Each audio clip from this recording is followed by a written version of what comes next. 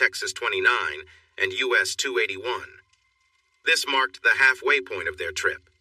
36 basketball players, 3 coaches, and 3 student trainers were traveling northwest on a 3-hour journey through the hill country to play their final district game, with the hope of a district championship at stake.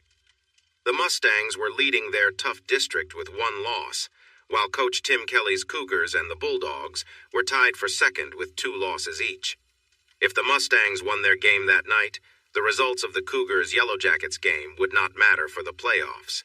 However, if the Mustangs lost and the Cougars won, they would have to play a game to determine the district winner. If the Yellow Jackets won and the Mustangs lost, there would be a 3-way tie, and they would have to flip a coin to decide the district representative. Both teams understood that the Mustangs losing to a team in 6th place was unlikely, but they were ready to play. They were cautious because Austin weathermen had been predicting the rare occurrence of freezing rain. They even mentioned the possibility of blizzard-like conditions, but everyone laughed it off. That almost never happened. The morning forecast had said that any freezing conditions wouldn't hit the western hill country until after midnight, so they were hurrying to get the game in before the weather turned bad. If the storm came as predicted, it would follow them home without causing trouble for the bus. Still, weather forecasts about a cold front meeting warm, moist air could be tricky. It had been nearly 8 hours since Coach Kelly last heard an update. When he checked at noon, the Bulldogs coach told him that the forecast hadn't changed, so the games were still happening. So, here they were, driving into a winter storm in an old school bus with a weak heater, hoping for the weather to hold long enough for them to play and get home safely, likely well after midnight. Coach Kelly parked the bus next to a large convenience store. He stood up to face the students and reminded them to represent their school and families well while they were inside. He told them that the bad weather coming meant they might not have a chance to eat after the game, so it was a good idea to grab some snacks now. They could eat a burger or something filling at the concession stand after their team played. The 2 assistant coaches went inside with the players to make sure they behaved in the store and to ease the worries of the staff that they might cause trouble. They were confident that the well-mannered kids would not do anything wrong, but it was wise to keep the store staff happy, so they waited by the doors until all the kids were back on the bus. Coach Kelly stood up, stretched, and walked around to get his blood flowing before driving the last 90 minutes to their destination. As he walked near the bus, he looked over the tires and checked for any leaking fluids. It was important to avoid a flat tire or any breakdown during this trip that featured winding roads and steep hills. He turned to look at where they were headed to the northwest, and noticed that the clouds were getting darker and closer in just a few minutes since he last looked. The speed at which the clouds were rolling in made him doubt the weather forecast about when the storm would arrive. He wished he had one of those new mobile phones that someone had invented years ago, but big companies didn't want to take the risk to build the expensive networks needed to make them work everywhere. Tim thought differently and planned to invest in the first company that took a chance, but for now, no one seemed willing to do anything but talk. Maybe he should invite those company leaders to join him on some of these trips so they could see how much they were needed, especially in rural areas. The players, trainers, and coaches were coming out of the store, so he hurried inside to use the restroom. As he left, he stopped to thank the cashiers for their kindness, and they praised him for the good behavior of the team. The store manager said, "It's always a pleasure when your buses stop here, Coach. You can see that the parents have done a great job raising these kids, and you coaches make sure they represent your school well." Tim promised that the team would stop by again on the way home after the games, and he would share their compliments with the kids and their families. Feeling good, Coach Kelly walked out with a smile, only to be met by 2 uniformed sheriff's deputies. Feeling the gaze of 39 young people and 2 coaches on the bus, he stopped to greet the officers warmly. The taller officer spoke first. "Coach, we received a call from your transportation director. The cold front is arriving faster and stronger than expected, so the games are postponed. You need to head back immediately and ensure all the kids get home safely. It's not official yet, but reports suggest a strong storm is coming, and it will hit around 10 or 11 p.m. much earlier than expected. You should get moving, Coach. Can we follow you back to the sheriff's office to use the phone for a few calls? It would help us a lot since we want to avoid waiting in the cold for parents, he asked. We have a phone tree plan, so only one player from each team, freshman, JV, and varsity, needs to call their parents. It would really help us. The deputies agreed, saying it was fine to make as many calls as needed. Just get all the kids home before the strong winds, freezing rain, and snow arrive in a few hours. Once the calls to parents were made, Tim contacted the bus garage to inform the transportation director they were on their way back. He thanked the deputies again for their help.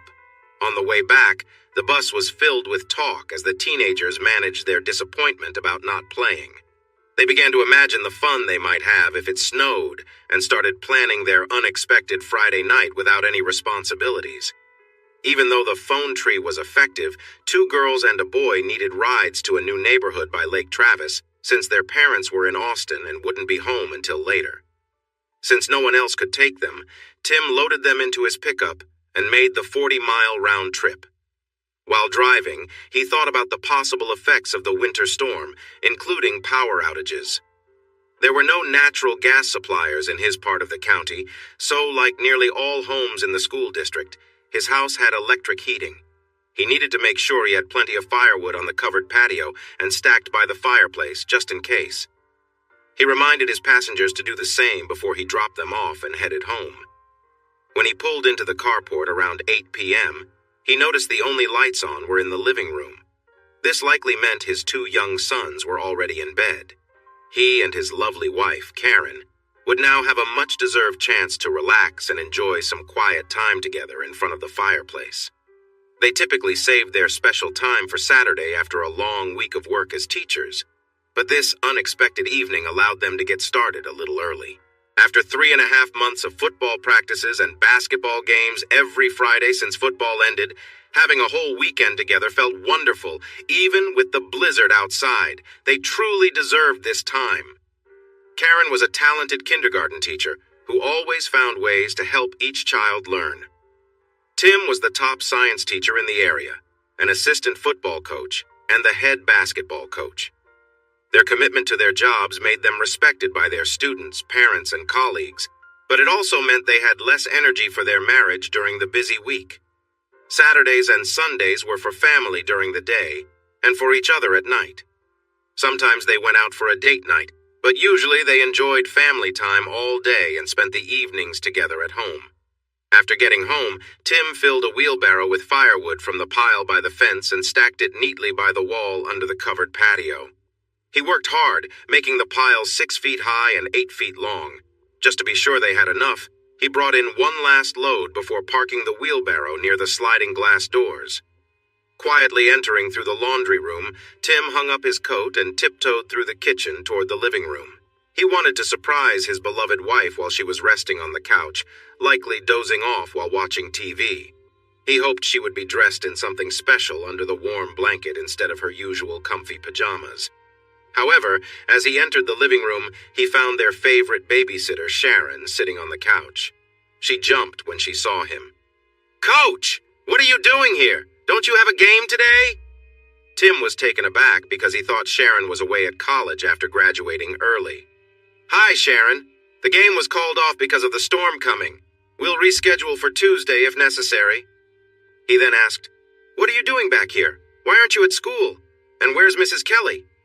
Sharon looked a bit surprised. "I'm living at home and going to community college this semester.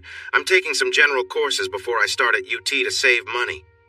"Mrs. Kelly went to your game," she added. "I guess you missed her on the road. I hope they are okay. I don't think they knew there was bad weather." Her voice faded as she saw the worry on Tim's face. "Sharon, just to clarify, Karen and some others went to our game tonight. They have been going to all our out-of-town games, and you've been taking care of her kids. Who is they?" With wide eyes and a look of shock, she covered her mouth and said, "Oh, no. They haven't been going to your games? We've been... Oh, no, Coach. You have to believe me. I didn't think about that. I'm so sorry. I should have known better. I feel terrible." "Sharon, you're not terrible, and let's not jump to conclusions. Who is they that she's been going with?" Looking down, she quietly said, "Coach Rogers asked me to babysit. I don't know who asked the other girls. He said it was easier for him since your wife is at the elementary school." The first time I babysat, it was just him and her. I should have been careful and told you. You both always seemed so happy that I didn't suspect anything. I'm sorry, I should have said something. You said the first time. Who else has been involved? I've only babysat 3 times. 2 days after Christmas when your team played in the holiday tournament, and tonight. The first night they went with Coach Rogers. Then they said they were going with Coach Slaughter and his wife. Tonight, I only saw Coach Rogers, but Mrs. Kelly mentioned they picked up Coach Slaughter and his wife on the way. Coach Slaughter even spoke to me at Dairy Queen today. He told me he needed to be there since he's the athletic director, and his wife liked for Mrs. Kelly to go, so I didn't think much of it. She paused and seemed lost in thought. There were other babysitters for the other games, but Coach Rogers asked us not to discuss it among ourselves because your wife didn't want anyone to feel bad about not being chosen. Looking back, we should have been more suspicious. But you did share information among yourselves? Tim asked. Yes. Since I graduated in December, I don't see my friends much, but we still get together every week or two. When we do, we can't help but talk about your little boys. They're so adorable that we love sharing stories about them, Sharon replied. From those talks, you learned that my wife was going to all the out-of-town games with Rogers and the Slaughters? Tim asked for clarification. Yes, Sharon confirmed. Tim studied Sharon, noticing she looked increasingly uncomfortable. He asked, "When did he pick her up tonight?" "He dropped me off at 4 o'clock and they left shortly after," Sharon explained. "Mrs. Kelly had a casserole ready for the oven and asked me to feed the kids at 6. She mentioned that she wouldn't be back until around midnight since the game was quite far away." Tim let out a sigh. "Sharon, can you stay here until one of us comes back? It's possible they didn't know the game was postponed and went ahead anyway, or maybe they learned the news before leaving and stopped at Coach Slaughter's house. They could have also stopped for food. There are too many reasons. I'm going to look for them before the bad weather arrives. If she calls, please don't mention anything about the game being postponed or that you saw me, okay? By the way, what was Coach Rogers driving?" She replied that she was busy until midnight but planned to stay. She also told him they left in Coach Rogers' pickup. "Where will you search? There are so many places. I have no idea where they might be, so I'm going to drive back to the high school to see if Coach Slaughter's car is there. Then I'll drive around to look for it. I'll also try to find out from the transportation director if they got the message about the game being canceled. If they did, I'll check homes, bars, and restaurants instead. Sharon, I promise I'll come back here to help you and the boys. I won't leave you alone during the storm." She smiled at his words, but then frowned. "What will you do if you find them, Coach? Please don't get mad and do something that could cause trouble. You are my favorite person, and I don't want anything bad to happen." Tim reassured her. "Sharon, you didn't cause this. Don't worry, I just want to make sure they are okay. There could be a good reason for all this, and I'll listen to her, but I don't intend to cause harm, just have a talk." She nodded, and he asked her to check on the boys and to get the flashlights and lanterns from the guest bedroom closet in case of a power outage from the storm. As she headed down the hall, he opened the coat closet by the door. He took out a pistol, a shotgun, and a lever-action rifle. He brought the guns to his truck, returned for his bag of ammunition, and put on a heavy coat he had gotten for a hunting trip in Colorado. He built a decent fire in the fireplace, lit the wood, and closed the screen. Pulling a wool cap over his head, he turned to find Sharon standing behind him with a flashlight. He told her, "Maybe you should get in bed, cover up, and rest. We might be up late tonight. That way you will be close to the boys' room in case they wake up and need something. Keep the phone by your side, keep the fire going, and if someone calls, act as if everything is normal. I'll be back soon." She placed her hand on his arm, looked into his big blue eyes, and reminded him to be careful. Then, she walked down the hall to the bedrooms. He grabbed his camera and some film rolls and hurried to the truck. Even with the carport shielding him from the cold wind, it was freezing outside, and the worst of the storm was still far away. Using the soft light from the kitchen window, he put on his belt and prepared his equipment. He made sure everything was ready before stepping into the pickup. When he looked back at the house, Sharon was standing in the open door, her hair blowing in the chilly wind. She appeared worried, and her outfit was not warm enough for the weather ahead. He promised himself he would get her home as soon as he could. The road to the lakeside ranch that John William Rogers had inherited from his grandmother was rough and narrow, so despite his feelings of anger and worry, Tim had to drive carefully. The radio was talking about the winter storm coming, which had already brought heavy rain and snow to the area. The announcer warned that the storm was getting worse, with more freezing rain as cold air mixed with warm air. He advised listeners to prepare for possible power outages, but said that workers would be ready to restore power as quickly as possible.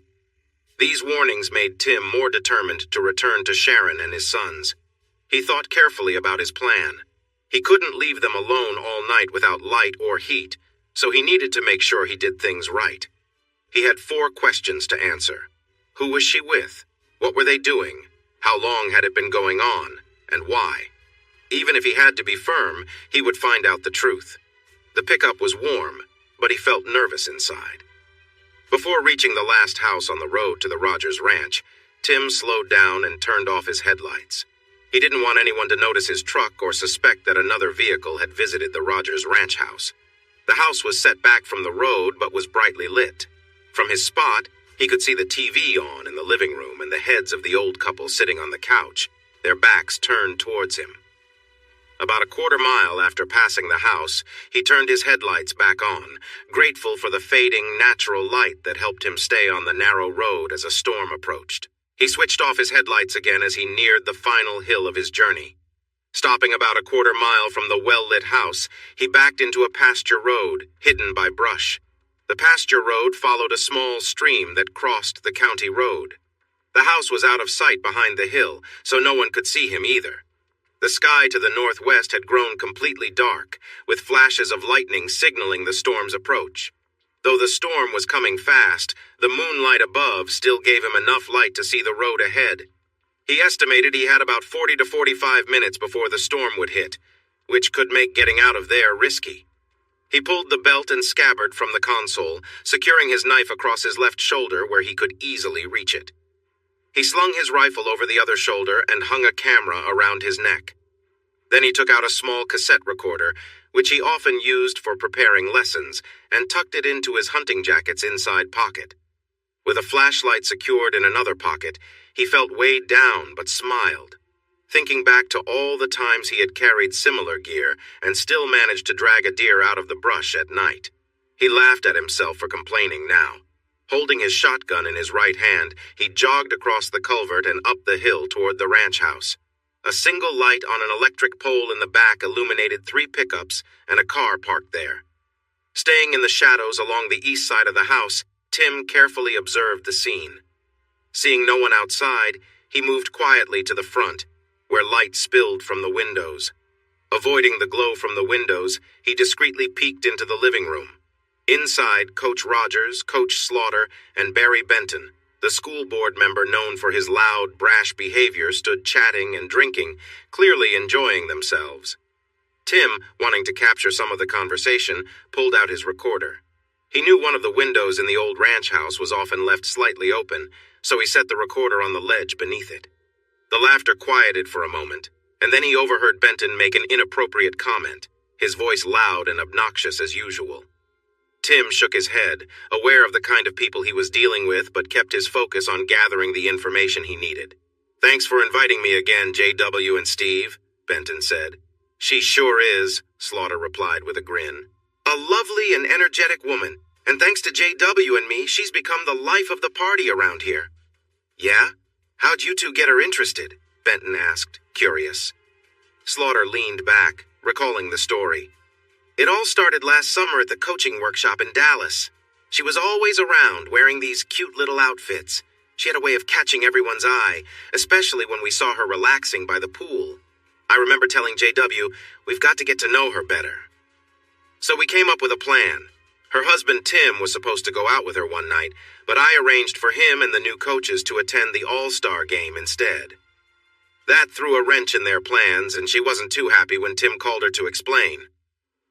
She was already dressed up and waiting at the bar," Slaughter continued. "I apologized when I saw her and explained it was work-related. I tried to make it up to her by buying her a couple of drinks, and we ended up talking in a quieter part of the bar. We were alone, and after a while I got her to dance with me. I kept the conversation going, and before long, we were getting along well. But she wasn't too comfortable with things going further, so she excused herself and left.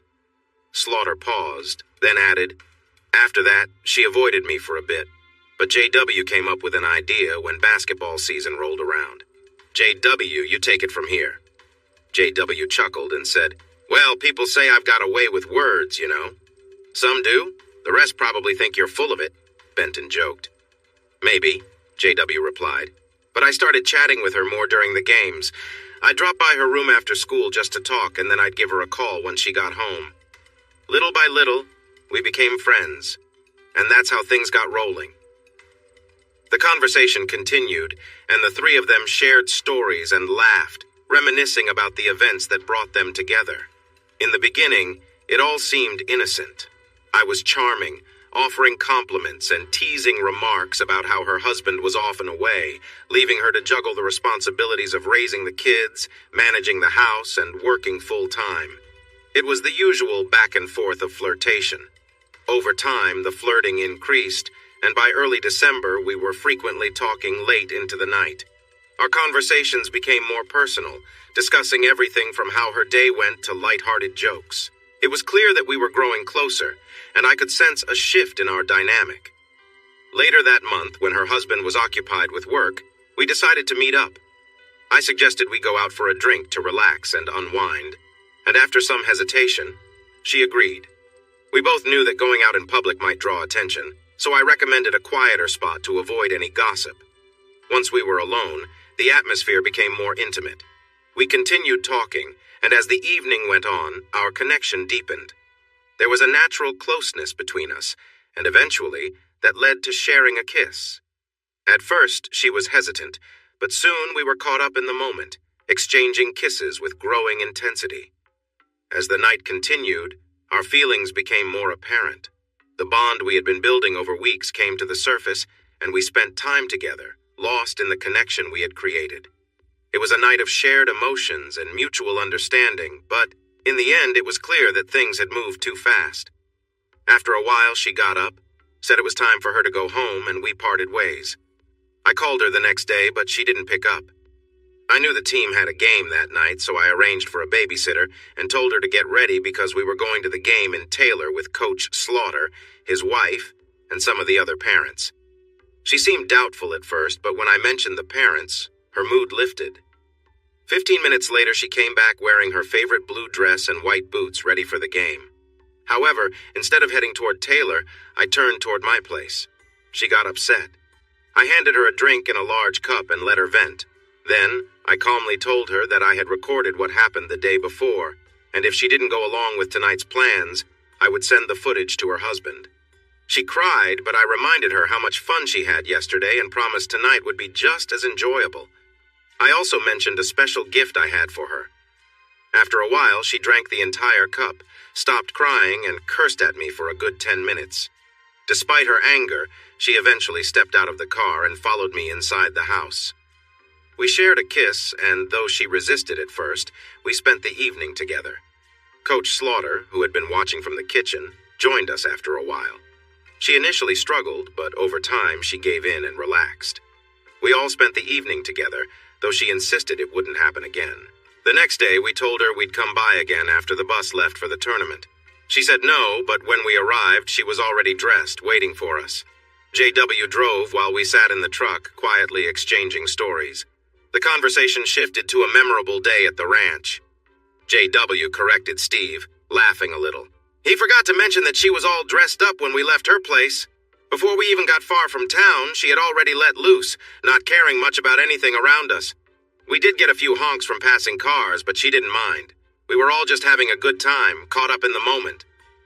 There was a pause before JW continued. It was one of those wild days where everything felt out of control, but no one seemed to care. It was just intense. That day was also when Frank Hughes, her principal, got involved. When we arrived at the house, things escalated quickly. It was a chaotic scene, full of emotions and intensity. She felt torn between what was happening and the pressure of her job. Frank made some heavy-handed comments about her work and upcoming evaluations, trying to use his authority to influence her decisions. Afterward, she admitted to us that she'd been feeling overwhelmed. The stress from work, home, and the expectations put on her were too much. She ended up trying to bury her feelings by working harder and trying to meet everyone's demands, but it was clear she was struggling. Frank, trying to sound like he was in control, hinted at more demands. He mentioned expecting her to stay late at work for meetings, but it was obvious there was more behind his words. He was manipulating her, using his position to get what he wanted. Benton, curious, asked, "What do you think will happen if her husband finds out?" Steve, never one to miss a chance for a joke, replied, "Maybe he'll get upset and leave. Then we can take her in full time." He chuckled, but JW was quick to add, "We're not trying to let him find out. Word is he's not someone to mess with. People say he's got a rough side, and you don't want to be on the wrong end of it." Benton, ever confident, added with a smirk, "If he causes trouble, I've got ways to deal with him. No need to worry about that." With the tension thick in the air, the conversation ended, leaving everyone wondering what might happen next. Tim struggled to keep his emotions in check as he leaned against the building, working hard to calm himself enough to proceed with his plan. The wind picked up, and he felt a few drops of rain hit him. He retrieved his recorder and quietly made his way around the house to the bedroom Frank had come from. The windows were slightly open, and the curtains and blinds were drawn back, giving him a clear view and allowing him to hear everything inside. Even though Tim knew what he was going to witness, seeing it still shook him deeply. He couldn't believe that the woman he had once cherished, his wife and the mother of his children, could be involved in such a betrayal. His stomach churned, but he steadied himself and began taking pictures, his mind set on gathering evidence for what needed to be done. In the bedroom, two men stood beside the bed where his wife was with another man. The younger man was unfamiliar to Tim, and one of the men in the room was filming the scene. When the younger man finished and stepped away, Tim recognized him as Larry Barnes, someone Tim knew through work. Larry made a rude comment about how Tim couldn't satisfy his wife, mocking him openly. Karen, who had been involved in the situation, stopped the next man from approaching her and playfully asked Larry to come back to her. Larry, clearly amused, laughed and made light of the situation but didn't return to her side. Tim's heart was heavy as he continued to document what he saw, knowing that his life had changed forever. After dealing with the situation, Karen said, "If we were married, you wouldn't be able to meet my needs either, would you? You are my 5th partner tonight, and you didn't come close to satisfying me. I've been with you, just like I did with the others, and then I will keep going if you can keep up." She continued, "Larry, you may think highly of yourself, but let me remind you, you have not measured up. You can't compare to Tim, who lasts much longer and knows how to really please me. If I gave Tim another chance, he would be right back here within minutes." With a firm voice, Karen said, "If you ever speak poorly of Tim again, I won't hold back." With tears in her eyes but strength in her voice, she added, "It's not Tim's fault if I have high desires, but he knows how to take care of me better than you do." Larry responded with an insult, and she simply said, "Exactly," as he left the room looking defeated. Feeling the tension lift, Karen got off the bed and moved to the restroom, then into the living room. Tim returned to the window just in time to hear Karen say firmly, "I'm done. I need to go home now." Her friends were not happy to hear this. Steve, JW, Frank, and Benton took turns trying to change her mind, promising to keep Larry away if she stayed a little longer. JW came over and put his arm around her. "We promised we would send you home happy, not upset. Just have a drink with us for a bit, then we can figure out what to do next. There's no hurry. We all care about you, and we want to make sure you have a good time. Plus, if we manage to film this 5-person scene tonight, we can take a break for a while after that." JW told Larry, "You need to apologize to Karen for what you said earlier, then grab your things and head home. We wouldn't want your wife worrying about where you are, would we?" Tim was almost finished with the second roll of film, but with everyone trying to convince Karen to stay, he quickly decided to slip into the bedroom and grab the videotapes from the cameras they used.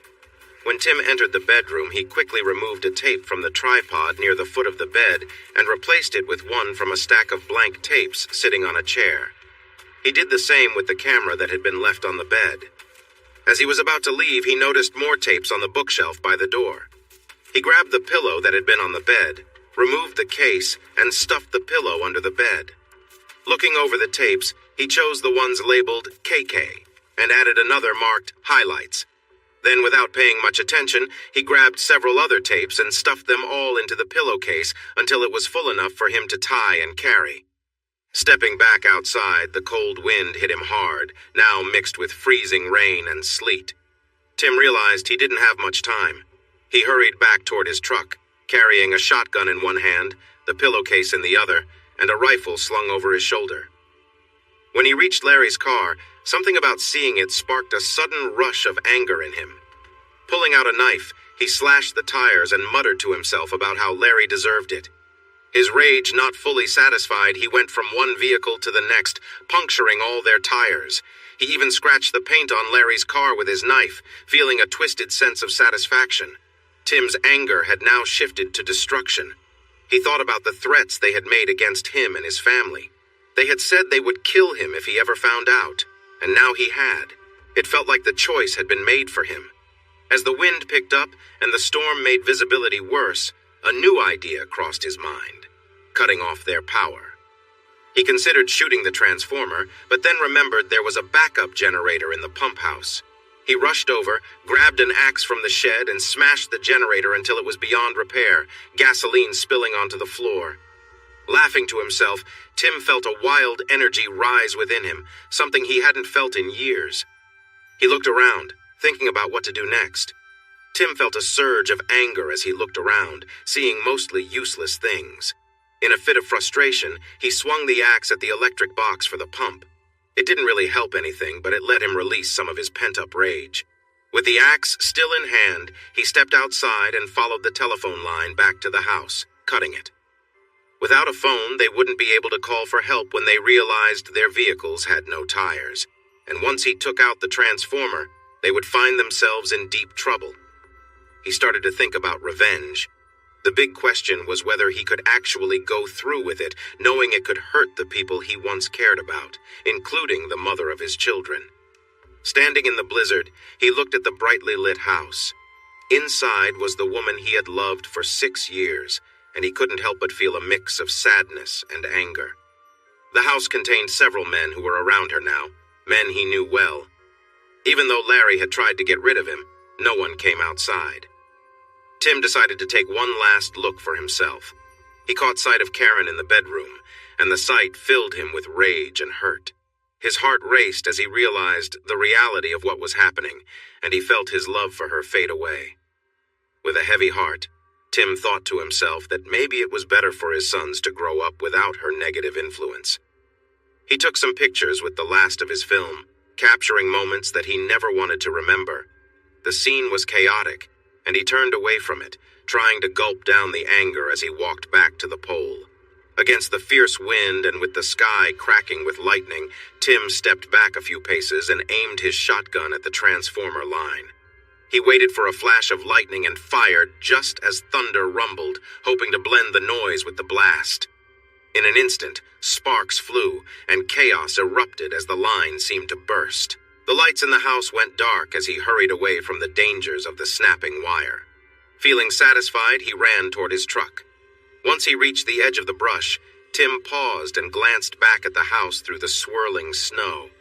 He saw a flashlight shining and noticed a man come out the back door, yelling to the others, "Wow, the blizzard is here! Oh no, the power line is down, sparking near our trucks! Get dressed! We need to leave now!" His loud laughter was lost in the storm as he turned back to his truck. The rain and sleet had changed into a heavy snowstorm, making it hard to see. He walked about 100 yards when he heard a loud noise and the sky lit up. Looking back, he saw a fire burning somewhere behind the house, likely in the pump house or one of their trucks. He chuckled and kept going. The bushes on each side of the road helped guide him through the gully to the pasture road, where he finally saw his truck through the snow. It was covered in ice, and even with the strong wind, snow stuck to the ice. Tim started the truck and turned the heater on high. He reached under the back seat, pulled out a can of dicer and a scraper, sprayed the windshield, windows, and mirrors, and scraped them clear. He got back in, engaged the four-wheel drive, and headed back toward town. Confident that no one could see his lights in the blizzard, which limited visibility to just a few feet, he turned on his low beams and fog lights and made his way home. He couldn't see the ranch house and hoped the elderly couple there wouldn't spot his lights. Suddenly, the dark sky behind it lit up and then faded. One of their trucks was gone. He laughed again and focused back on the road. It was slow going, but he made it off the dirt road and onto the pavement leading to town. There was no traffic, but he had to drive cautiously because he could barely see a few feet in front of the truck. The headlights shone brightly but quickly disappeared into the falling snow. As he drove, he thought about the unusual group that his wife was involved with. If he found her with someone handsome, he might have understood, but not this group of unappealing, out-of-shape men. What was going on? J.W., the first man involved, was shorter and heavier than Tim, with an average build. He may have been nice-looking years ago, but he now looked older than his age. Steve was about 5'8", tall, and looked quite heavy. He might have had some advantages, but his size was a clear issue. Frank was 6'2", but very thin, with noticeable features and an odd hairstyle. Frank was also older, and Benton was shorter and heavier with a lot of features that didn't help his appearance. He worked as a lawyer, but most of his money came from his family. His current wife was his third, and after losing a lot to his first 2 divorces, he knew he couldn't afford another if this one didn't go well.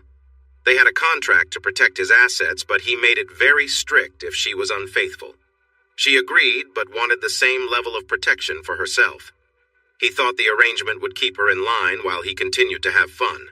However, if the pictures of that wild party got back to her, it would be a disaster for him. John Allen was your average insurance agent. He looked all right in a suit, but without clothes, he didn't impress anyone. He was a bit overweight with skinny arms and legs. His boss, Joe Ward, was even heavier and always wore suspenders to keep his pants from falling down. He often claimed this would be his last job before retiring, but he also liked to brag about his prowess in various areas, so it was hard to tell what was true. Larry was the most attractive among them and was in great shape. He was around Tim's age, while the others were in their 50s and 60s.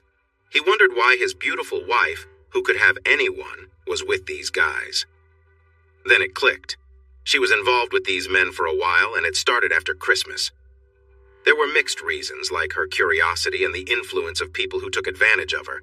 Tim felt certain there was no way back for her now. The fact that she was able to keep her activities a secret for 2 months made it clear she couldn't be trusted. This raised doubts about whether she really loved him at all. Among the men, there were coaches, school leaders, and even someone married to his ex-favorite. This new betrayal by them and how they treated his family meant they would face consequences. As he drove home, the streetlights were still on, but he knew it wouldn't last. The strong winds were crashing into trees, and soon the power would likely cut out. Tim hung his insulated pants and parka in the laundry room. He then hid the tape recorder, videos, used film, and camera in the attic, behind some empty moving boxes. It was a close call, but he had kept his promise to be back to take care of his sons and their babysitter before the storm got too strong. The storm had definitely arrived, but he could still wake the boys and take their 18-year-old babysitter Sharon home to her parents. Sharon heard him come in from the laundry room and met him in the kitchen with a worried expression. She hugged him tightly and asked if he was okay. She insisted he take a hot bath and put on warm clothes before he got sick. Tim found it interesting how women seemed to know just how to care for others. "Sharon, it's really bad outside. Won't your parents worry if you don't come home?" he asked. "No, Coach. I called them when the storm started. I told them I would stay here because it was too dangerous for you to drive me home. They said it was all right. We should build a big fire and stay warm until the storm passes, since the power might go out soon." Tim smiled and lifted her chin to look her in the eyes. "You are very smart, Sharon. I can't thank you enough for all you've done for me and the boys tonight." "You can thank me by getting out of those wet clothes and getting everything ready before the lights and heat go off," she replied. Tim noticed that Sharon had already started a fire. He could feel the warmth from across the room. She had also gathered his kerosene lanterns and flashlights, setting them on the coffee table nearby. He took a hot shower while he still could and dressed in warm sweats. He moved the mattress from the guest room to the living room near the fire and created a cozy spot on the carpet beside it for his sons using sleeping bags, comforters, and blankets. If the electricity went out, the house would become too cold to stay in bed, so they all needed to gather by the fire. "Sharon, come with me. We need to get you in some warm clothes. Karen has some cozy sweats in her closet. Take a hot shower and then put on some fleece sweats and wool socks. You might want to layer up to stay warm. I'm going to move the sleeping boys onto their spot and cover them with blankets. Please bring some blankets from the king bed in my room when you come back, so we have enough for the mattress, too." Just as Sharon entered the living room with the last of the blankets, the electricity went out. Tim added more logs to the fire, lit a lantern, and he and Sharon sat on the mattress facing the fireplace, with the lantern flickering behind them. She nestled close to him, wrapped a blanket around them, and said, "I like this. The flickering lights create a nice mood, and being held by you makes me feel warm inside." He knew he shouldn't be holding her that way, but he was feeling angry and hurt. She needed comfort. He handed her a large glass of water from the coffee table and told her to drink it all. "I filled up our pitchers in 2 big containers so we have enough water. The city gets its water from the lake, and if the storm gets worse, we might have problems," Tim said. "We need to stay hydrated, especially now. We have enough to drink and even some extra to flush the toilet if we're careful." Sharon drank her water but stayed quiet. He could feel her looking at him. He turned to her and said, "Coach, did you find them?" He held her gaze and replied, "I searched everywhere reasonable. I even drove to the club she likes, but found nothing. I have no idea where they are, but we both know Karen has been sneaking away for 2 months, lying about it. So, let's leave it at that, okay?" What he really thought when she asked was very different. "I saw my wife with 7 other men and took pictures of them together. What did I do next? Something I might regret, but not what I truly wanted, which was to confront them all on the spot." Sharon moved closer and leaned in. "Coach, I turned 19 at midnight. This will be the most exciting birthday I've ever had, or probably will ever have. I'm not scared because you're here, but I might get a little emotional tonight. It's been a rough experience for me. I'm so let down by Mrs. Kelly."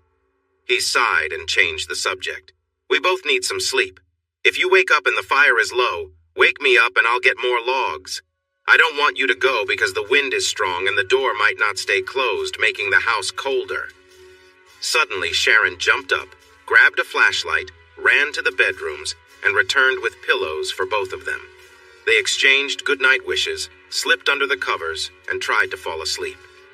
Tim knew he should sleep but wasn't sure if he would.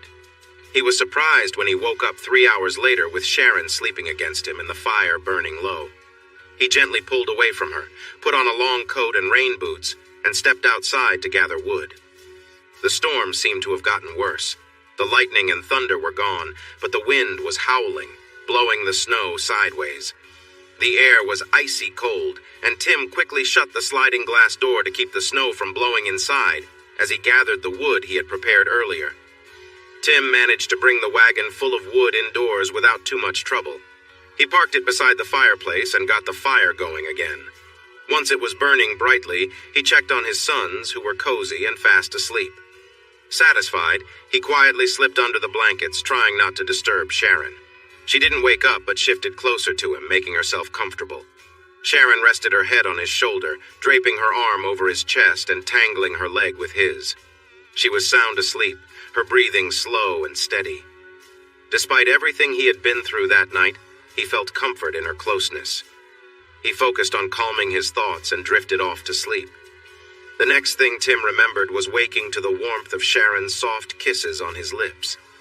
Still half asleep, he returned her affection. They shared a tender moment, holding each other close, and soon Tim was lost in the comfort of being with his wife. They spent the quiet early morning hours wrapped in each other's embrace, finding solace in their closeness after a long and exhausting day. Eventually, they both fell back into a peaceful sleep, the warmth of the fire filling the room. Tim felt a rush of confusion as the realization hit him. He wasn't with his wife. This was Sharon, the babysitter, and everything suddenly felt wrong. Sharon had just expressed her gratitude, telling him how much she had enjoyed the moment, but his mind was spiraling. She nestled beside him, her body resting against his, still basking in the aftermath of their shared connection. "Tim, this is the best birthday present I've ever gotten," she said softly, kissing him once more. but he could barely focus on her words. His thoughts were clouded with guilt. Sharon's gentle touches and kind words were filled with innocence, but Tim's conscience was fighting hard to regain control. He struggled to maintain his composure, scolding himself internally. This isn't right. She's young. She trusts you. He couldn't allow things to go any further, no matter how much his emotions were tangled. He gently pulled his hand away as Sharon's expression changed, her eyes searching his face for signs of hesitation. He knew she was looking for reassurance, and although she didn't find guilt there, Tim knew they needed to stop. "Sharon, we should stop," he said softly, trying to break the moment as gently as possible. Sharon nodded, though she seemed a little confused. After a moment, she gave him one last soft kiss before moving to the side and getting dressed again, pulling her comfortable clothes back on. Tim sat in silence for a few seconds, trying to process what had just happened. He knew that stopping was the right thing to do, but the weight of his choices pressed heavily on his mind. Without saying anything else, he stood up, telling her he needed to get more wood for the fire before anyone else woke up. From all the times he had seen her in short shorts and her dance team uniform, he knew her legs were among the best he had ever seen. But now that he had seen everything else, he realized her beauty from head to toe was truly special. Feeling a rush of thoughts overwhelming him, he shook his head and turned his attention back to his chores. He pulled his shirt down, found his sweatpants, put on his rubber boots, buttoned his overcoat, and walked to the sliding glass door where the firewood was kept. Tim opened the heavy curtains and was amazed to see that his yard, the outbuildings, the trees, and everything else was covered in snow. Seeing such a winter scene in central Texas felt unreal. Wanting to share the view, he signaled to Sharon, who cuddled under his arm and admired the beauty with him. He kissed her on the head, released her, and dashed outside to gather more wood. Once the fire was going again, he walked down the chilly hall to the even colder bedroom to grab his battery-powered radio. The early news was all about the weather, the ice and snow, the fallen power lines and outages, the dangerous driving conditions, and the many closed roads. He listened until he got too cold, then turned it off and returned to the living room. As expected, the boys were up and hungry. Sharon had poured their favorite cereal into bowls, and they were eating at the coffee table while chatting excitedly with her. She looked so sweet talking with the boys, but the way she looked at him when he returned was a clear reminder that she was all grown up. He took a seat beside her, trying to push his thoughts away. Mark and Patrick were so excited they could barely speak. Tim explained that it was kind of like camping, but at home. They cheered and laughed, but then little Mark looked around and asked, "Where is Mommy? She likes to camp with us, and I miss her." "Mark, sweetheart, she stayed with friends last night because the storm made it too dangerous to drive. Maybe she can come home today, but I'm sure she will be here by tomorrow. Sharon is staying because she can't go home either, and you boys can bring all your toys in here to play all day." Both boys protested loudly. It was their first snowfall at home, and they wanted to do all the fun things they had seen on TV. Tim put them off for an hour, but they were persistent, so he bundled them up. Sharon put on one of Karen's ski bibs and boots, and Tim hurriedly pulled on a heavy jumpsuit he wore for hunting. He grabbed the Polaroid camera and took everyone outside. The fun lasted only until the 25-degree weather made building a snowman and throwing snowballs less enjoyable. They quickly hustled back inside. The boys took off their wet gloves and clothes and warmed their little hands and bodies by the fire while Tim and Sharon changed. After their chilly adventure, the boys were happy to play with their toys on the carpet next to the fire. By 10 o'clock, the strong winds had calmed down and a bit of sunshine peeked through the clouds. Tim knew the sun would start melting the snow. He figured that Karen's friends would soon bring her home once they could fix their cars or get a ride. He turned on the little radio again and listened to various reports. A few caught his attention. It was snowing less south of Austin, but it was worse to the north and west.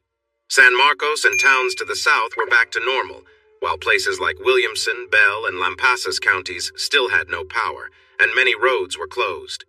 The hill country had more trouble, with over 6 inches of snow sitting on top of a slippery layer of ice from freezing rain.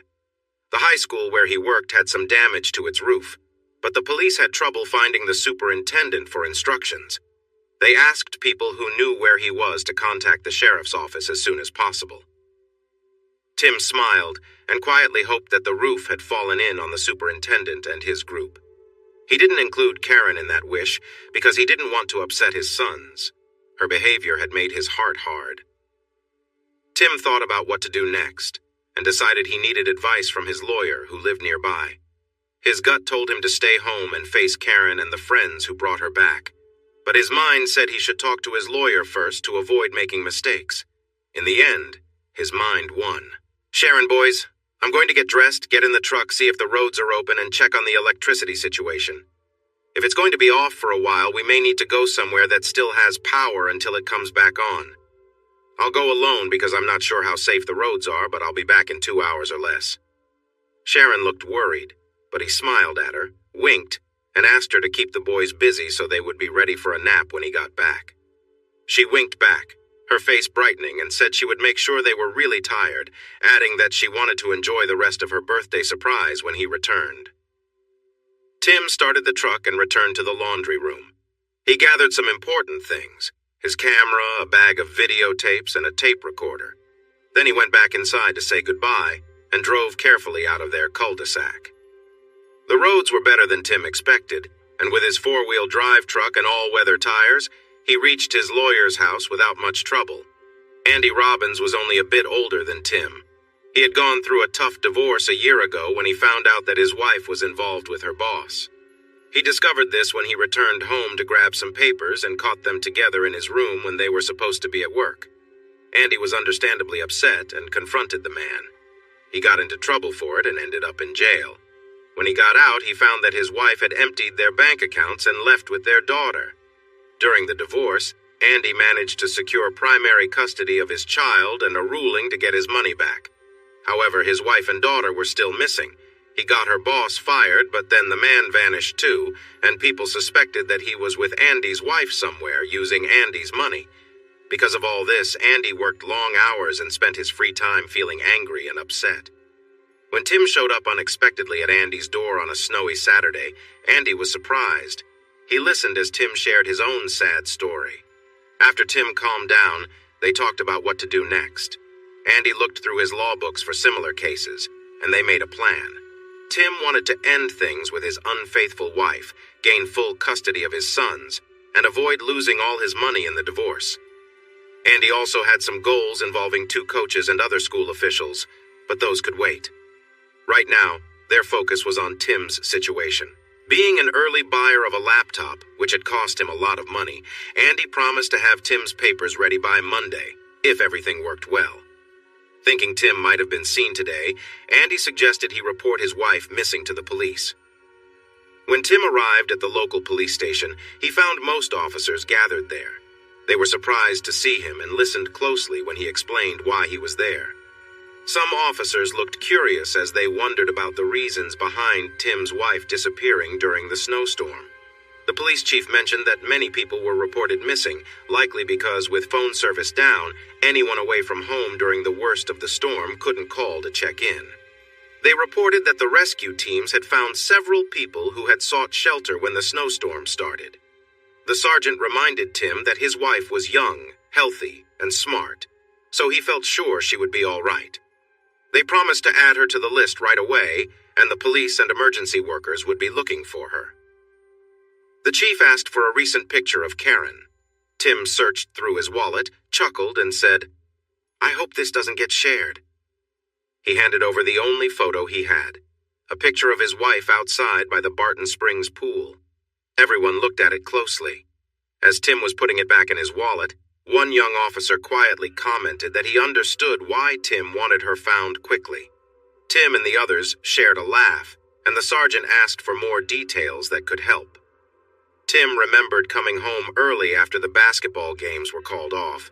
He found his young sons with the babysitter who had no idea where his wife had gone. He mentioned that he searched for her, but when the storm hit, he returned home to take care of his kids and the babysitter. He was going to drive the babysitter home, but her parents asked them to stay put due to the bad weather. Tim explained that he had made a big fire and set up sleeping areas, and they all spent the night by the fireplace. The babysitter was with his sons now, but he wanted to go back to take her home since the roads were getting better in his four-wheel drive. The officers reassured him they would keep an eye out for Karen and wished him luck with his two energetic boys. Before heading home, he drove out to the county lane toward JW's ranch and saw that the snow-covered road was untouched. He smiled and returned home. Sharon greeted him with a smile and a shh, pointing at the sleeping boys. After he took off his coat and hung it up, she hugged him tight and said she was ready for her surprise now. Tim gave her a gentle kiss and explained that his lawyer had advised him to take her home quickly to avoid problems with his upcoming divorce. She looked disappointed, but after he explained further, she said she understood, but wanted a rain check. With a smile, Tim assured her that she would get her surprise at the right time. They talked about what to do if Karen showed up at her parents' house, with or without anyone else. He shared his plans for the weekend and Monday. She promised she would never tell anyone about what they had done or his plans, no matter what. He smiled and hugged her again. She moved close to him, and he gently pulled back enough to ask, "Sharon, can we please wait until things are more settled? It's not that I don't want you." She smiled and agreed, but playfully squeezed his side and said, "You are a good man, Tim, but I can see how much you're interested in me."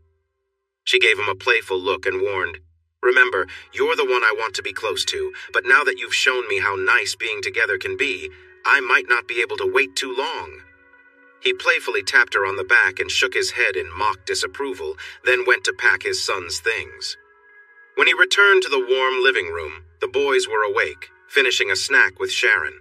They loaded the truck and started toward her house. The ride over the snowy roads was calm, and her parents were delighted to see her. They assured Tim that they had a fireplace, plenty of firewood, food, and water, so they would be okay.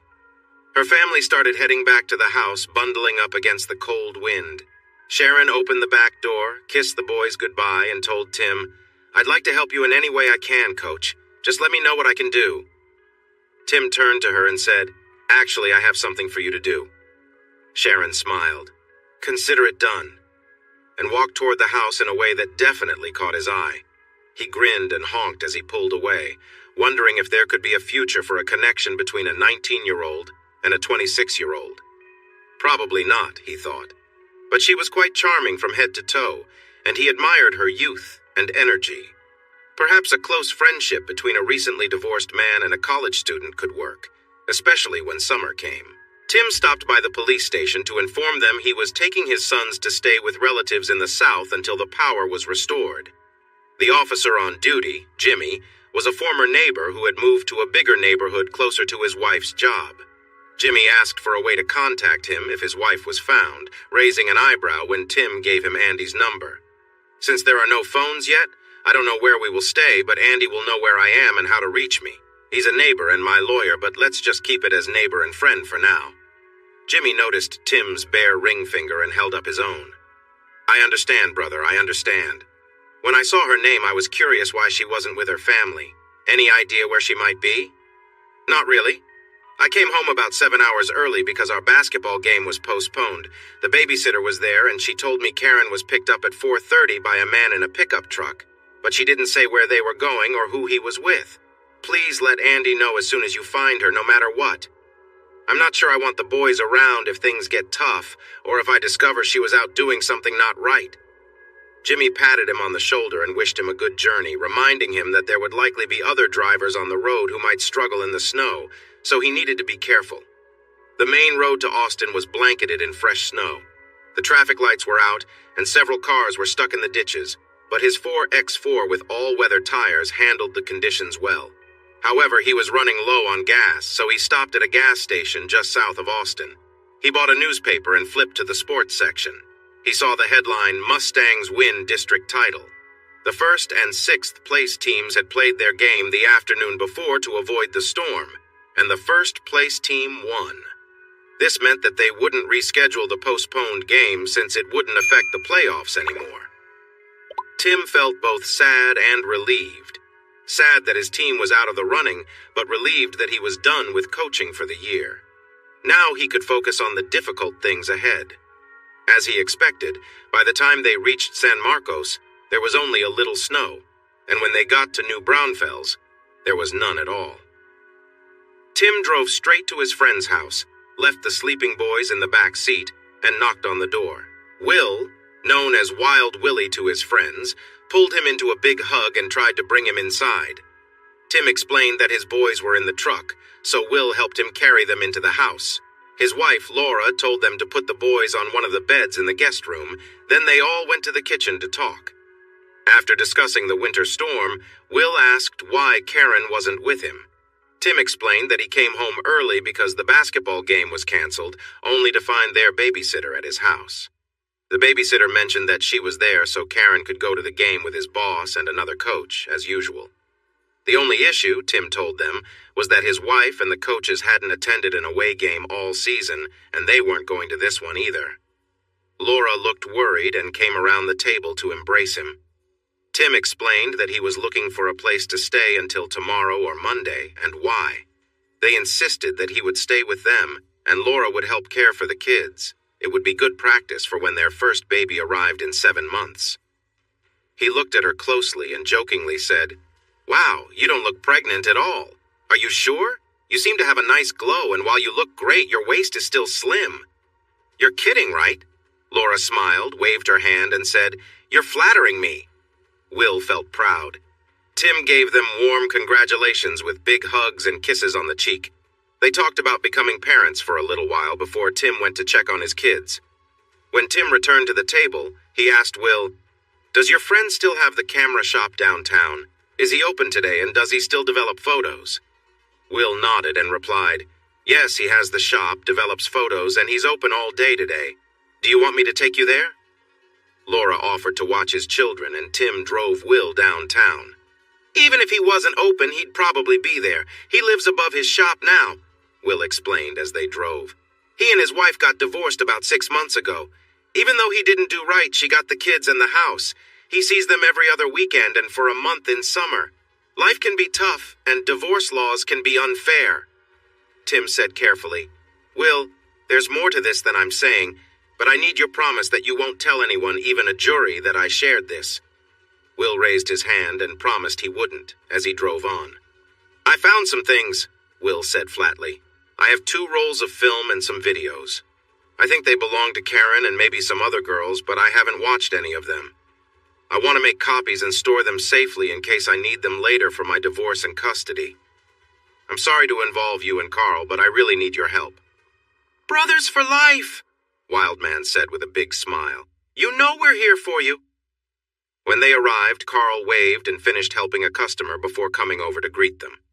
Tim explained he needed 2 rolls of film developed quickly, and Carl agreed to help while they waited. He asked his assistant to manage the front of the store and took Tim and Will to the back to prepare the film. Tim also asked Carl if he could copy VHS tapes. Carl pointed to 3 VCR players and said they could do high-speed copying. Tim then brought in a bag full of tapes and asked how long it would take and how much it would cost to copy them all. After counting, Carl gave him a fair price and said he could work on it today and tonight. As he set up the machines with blank tapes, he said, "Let's get started. Give me the first 3 tapes you want copied. How many copies do you want?" Tim replied that he wanted 2 copies of those 3 tapes and 1 of the others. Carl started copying the tapes. While they were still in Carl's office chatting, Laura called to remind Will that they had promised to go out with 3 other couples that night and wanted Tim and Carl to join them. The boys were going to stay with 3 kids and 2 babysitters at Harry's house, so they couldn't back out. The beer garden had a lively atmosphere with lots of German beer and friendly people, which made everyone more relaxed. They were the only group sitting outside on the cool night, gathered around several tables pushed together. A jukebox played sad songs, mostly old country, but also included tracks from Elvis, Ricky Nelson, and Johnny Mathis. When Betty, Harry's wife, asked where Karen was, Tim, who had enjoyed a few drinks, spoke up. He mentioned coming home early to find the babysitter instead of his wife, who hadn't come home or contacted him. He thought she might be out with other men since he had taken the boys and left before she returned. He said they knew there was a lot of snow in the Austin area but didn't know how severe it was. Tim didn't offer much more insight. Will was already aware of Karen's actions, but the other men were shocked. John exclaimed, "I can't believe she would do that!" And Harry said, I never would have believed Karen could do something like that. Are you sure? Tim shrugged. I can't say for certain, but what else could it be? Tim noticed the four women exchanging looks after Harry spoke up and challenged them. What, you ladies aren't surprised? The women glanced at one another again, and Betty said, No, I guess not. Men often miss the signs, but we understand each other well enough. The last time we were all together, she was flirting a lot when you weren't around. So what? Harry replied. You all flirt too. Does that mean you are seeing other men? There are limits to my flirting, and part of it is to remind you how lucky you are to have me, Betty said. But remember when you had to look for me at a dance because I hadn't come back for a while? You remember how she said she was feeling sick, but then went back to having fun? Betty's comments caught Harry off guard, and he stumbled in his response. Okay, but you know those two are often not truthful. We didn't believe a word because Will, John, and I were outside and nothing really happened then. Laura spoke up, looking at her husband. Harry, John, Corky, Will, has Karen ever made you uncomfortable on the dance floor or anywhere else? Has she ever flirted with you? Maybe kissed you? Laura asked, her voice curious but serious. Will turned red, stammering. She was drunk. It didn't mean anything. Are you sure? Laura pressed. And are Vic and Louis lying, or are you all telling the truth when you claim nothing really happened? You sound as uncertain now as when I first asked you. The women turned to Tim, and Laura continued. We're sorry, Tim. We would have told you if we had solid proof, but we've had our suspicions. We know she loves you a lot, but something's been different since after Mark was born. She used to be all about you, always talking about how much she loved being with you. She would share way too many details with us, but there was no question that her life was all about you. Lately, though, after a couple of drinks, it seems like she's looking for something else. Maybe, given what you think you've learned, she has started finding enjoyment with others, too. Tim looked thoughtful, but then chuckled. It's not that I doubt my wife could handle these guys if she wanted to, or that they wouldn't try if given the chance. But really, 5 men in 20 minutes? That's hard to believe. Betty laughed sarcastically. Well, it wouldn't be the first time. The other wives chuckled too. Tim pointed playfully at the 3 men, then let his hand fall limp, making everyone laugh. The 3 men, however, looked embarrassed and guilty. Tim was still processing Will's shaky denial and everything the women had said when Carl walked up and introduced his cousin and her friend. The mood shifted quickly. Carl's cousin from Tennessee and her friend from Georgia, both students at Trinity University in San Antonio, had surprised him by showing up at closing time, insisting he take them out for the night. He brought them to the beer garden where the group was. They all drank too much, shared loud stories, danced with one another, and even said some over-the-top goodbyes to people who weren't their spouses. Throughout the night, Tim's mood swung between sadness, happiness, and deep thought. The group tried to keep his spirits up, with each woman taking turns to distract him with light-hearted dancing and conversation. Tim spent the evening enjoying the company of friends. At the end of the night, as everyone said their goodbyes, each of the women gave him a quick kiss, trying to outdo one another. Serena was the last in line and gave him an especially bold farewell, slipping her phone number into his pocket before stepping away, saying, "Call me," with a smile. With the goodbyes finished, the group gathered by their cars, deciding who was sober enough to drive. Wildman, clearly far too drunk, handed Tim his car keys, mumbling, "You drive. I've had way too much, and Laura doesn't like driving at night."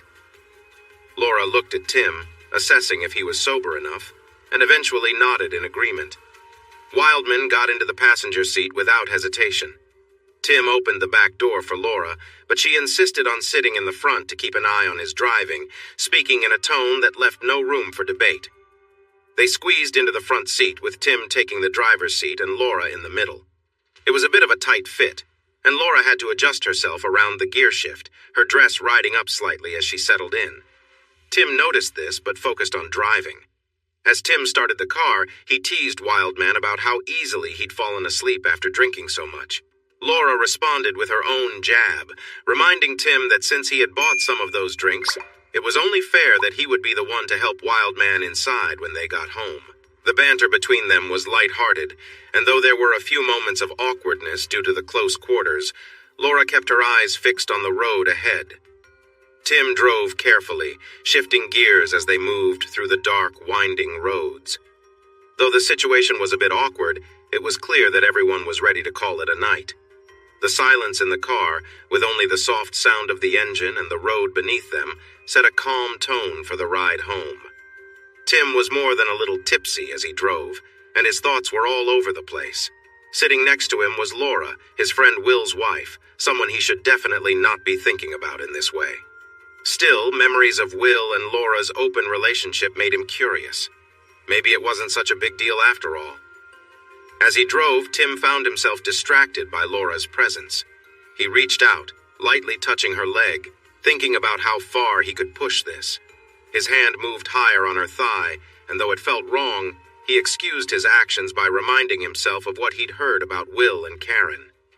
Laura didn't pull away or say anything, so Tim let his hand linger, testing the waters. The hem of Laura's dress slid up as Tim's hand moved. It felt like everything slowed down when her dress revealed more of her legs. Laura remained quiet, her expression unchanged, but she finally spoke as they neared a stop sign. "Eyes on the road," she said calmly, but she didn't pull her dress down either. Tim quickly focused on driving, but as soon as they were moving again, his hand returned to her leg. They drove in silence for a few more minutes, the tension thick between them, though Laura didn't acknowledge it. When they reached their destination, Tim parked the car and turned off the engine. He looked over at Laura, feeling uncertain but curious. Will was still sound asleep in the back, oblivious to what had been happening. Laura turned toward Tim, meeting his gaze. "Enjoying yourself?" she asked softly. Tim hesitated before answering. "Maybe a little. It seems like you didn't mind either." Laura smiled, though her tone remained light. "I have no idea what you're talking about. I just didn't want you falling asleep at the wheel." Tim wasn't sure what to make of that, but before he could say anything else, Laura added, "You know, I wasn't really trying to mess with you, I was just keeping things interesting." Her comment made Tim wonder what was really going on, but he didn't push it any further. They sat there in silence for a moment longer, the unspoken tension lingering as the night went on. "I could have made you feel worse than that little girl did, but I didn't want you to spend the whole night knowing I was with Will and you couldn't be with me." "It was a nice kiss, Laura, but come on. The kiss that girl gave me was something else. You really think you could have done better?" he murmured close to her ear. Laura leaned in a bit, turning towards him. Tim noticed and felt welcomed. He quickly wrapped his hand around her waist. "You feel nice, but that girl—" "She doesn't have what I have and doesn't know what I know," she replied, pulling him closer. Tim leaned in, kissing her gently. At the same time, he brushed his fingers along her side. She unbuttoned another button on her blouse and pulled him closer again. He sank into the moment, feeling the thrill of connection between them. Laura pulled him closer and kissed him deeply, their lips moving together. She seemed to forget everything else around them in the excitement of it all. Tim was caught up in the warmth of that moment, lost in how good it felt. His thoughts were a mix of excitement and confusion as he realized her husband was right there beside them. He knew it was wrong, yet everything felt so right. What began as harmless flirting had escalated and he felt a strong bond with her. He pulled away slightly, but she quickly sat up, smirking at him. "Okay, Timmy, tell me, how does that kiss compare to your little college girl?" Tim paused, taken aback by her question. Then it clicked. "So you did that just to overshadow Serena?" "Well, that's not the only reason. We owed our spouses after that kiss from Guilty Will. He finally admitted to it after a week," she said as she straightened her clothes. "You're not bad at kissing," she teased with a playful smile. "I always wondered about your reputation. You're decent to look at, but you've never made me feel overwhelmed." "That's not true," Tim responded quietly. "You were definitely enjoying it. I could tell. Maybe I did. Maybe I didn't. But someone had to stay in control." Tim leaned in and kissed her again, more firmly this time. She let out a small sound of approval. As they kissed, Tim's hand gently moved along her leg. She leaned into him for a moment before pulling back slightly. She smiled and said, "You really can't get enough of this, can you? Now let's focus. We need to get my husband inside. That's as far as this goes for now." The next morning, Tim woke up with a pounding headache and a queasy stomach. A couple of aspirin and a big glass of water helped him feel a bit better. His sons were quietly watching cartoons in the living room. Laura was in the kitchen looking fresh and energetic. She had been frustrated the night before since she didn't get to drink, but today she seemed pleased. Tim watched her moving around, preparing breakfast. She wore a light robe and slippers. He walked up behind her, put his hands on her hips, and kissed her neck. "Good morning, beautiful. I really enjoyed that kiss last night. Can I get another one this morning?" he asked with a grin. She blushed slightly but continued working. "Did you sleep well?" she asked, knowing how rough he'd felt the night before. Tim smiled. "It was tough to sleep," he said softly. She turned around and playfully pushed him away, keeping a bit of space between them. He raised his eyebrows and smirked at her open robe, saying, "Nice look, but not as nice as what you're hiding." She gasped, quickly closed her robe, and turned bright red. "Dear, you really can't keep showing off to guests. Someone like Tim might take it the wrong way, especially after the kiss from last night at the beer garden," Will warned as he carefully made his way to the coffee pot to pour himself a cup. Laura felt embarrassed, and Tim thought about how much Will really knew about the kiss. He stepped closer to Laura and held out his cup for a refill. Will smiled and asked, "So, what do you think of my wife? She looks good for being pregnant, right?"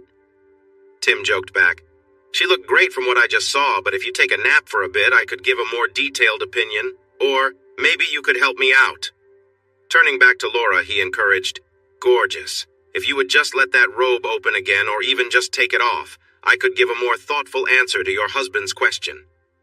Laura, cheeks bright red, held her robe tightly and left the room, saying, "You've seen enough. You two can cook your own breakfast since all you do is stare and tease the cook."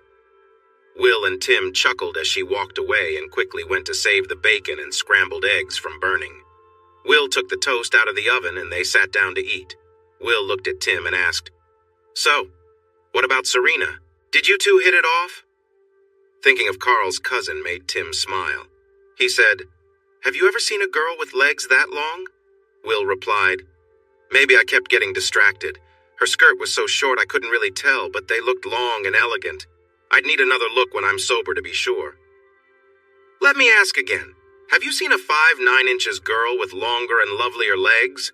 Tim questioned. Will pretended to think hard and then replied, "Now that you mention it, no. By the way, did she wear flesh-colored clothing or was she just very stylish?" Tim laughed and acted innocent, although the truth was quite straightforward. "Your wife looked stylish too." Will winked and turned towards the hallway, listening to the sound of footsteps on the wooden floor. Laura came back with her hair tied back, wearing Daisy Dukes and a halter top. When they whistled, she confidently said, "I know you two will stare at me all day, so I decided to give you something to look at." Will joked, "That outfit is perfect for indoors, but I can't wait to see your reaction when we step outside in the cold." "Don't you think so, Tim?" "That might be tough to handle, but I'm really looking forward to seeing those goosebumps on those beautiful legs," Tim replied with a playful tone. Laura felt her cheeks warm. She dressed this way to feel attractive, especially during her pregnancy, but Tim seemed to be getting too familiar and she felt tempted. "Hey, Will, can I ask you something? Isn't being intimate while pregnant the best ever?" Will laughed and nodded. "Trust me, buddy, it just gets better until around the 8th month," Tim said with excitement. Will rubbed his hands together, looking eager. "If it ever gets overwhelming, just call me and I'll come help," Tim offered. Will assured him he had his number saved and would reach out if things got tough. Laura looked less than impressed. "You aren't suggesting you would share your beloved wife with him, are you?" Will grinned widely. "Well, it wouldn't be the first time we shared, but no, I will not share my wonderful wife even with my best friend." Laura smiled and Will added jokingly, "Unless it becomes too much for me." Tim nodded. "I've got your back, brother, ready to help." Laura pretended to pout but then smiled, playfully slapped them on the shoulders, and said they should stop talking about her feelings. She poured fresh coffee for herself and the guys while thinking about what it would be like to share a moment with them. Before she could sit down, the boys called her from the living room, asking her to change the channel for them. Tim winked. "Daisy, we can't wait to see you come and go, so make it fun." She playfully swayed as she walked through the kitchen door. The men laughed, and Tim told Will he was a lucky guy. Karen found her thoughts wandering while Larry was very eager with no real rhythm. She had flirty moments with him at the New Year's Eve party because she thought Tim was giving too much attention to Larry's wife, Jeannie. Jeannie worked in the high school science department that Tim managed, but they seemed a bit too close. Larry quickly became captivated by her. He rushed to get her drinks and danced with her during every slow song. Jeannie obviously felt jealous, and Tim looked annoyed, but she thought his attention was sweet, and Larry was charming. When Tim complained, she pointed out that he was acting the same way with Jeannie, which quieted him down. She was right. There was something between them. Larry started calling her after she got home from work. Just like before, their conversations quickly became intimate. They began sharing personal fantasies and felt more connected with each other.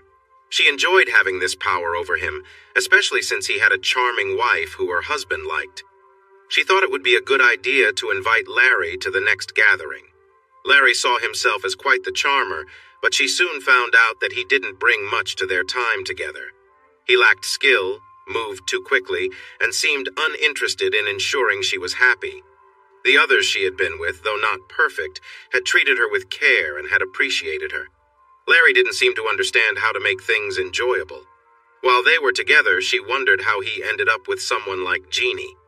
Fortunately, he was quick to finish, only lasting about 7 or 8 minutes. After that, she could take something to keep herself engaged and spend time with others.